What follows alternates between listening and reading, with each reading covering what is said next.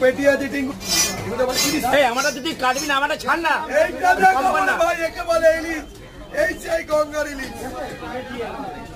এই সাহেব ইউটিউবে ছাড়ছি এখন, আমাদের পাড়া দিবি তো।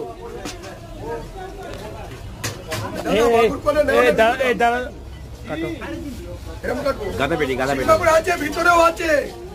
আমি পাঠিয়ে দিচ্ছি, হাফ কিলো দিচ্ছি, হাফ কিলো। ভালো ভালো মনে হয়নি দাদা, আরে দুটো দেবো তো।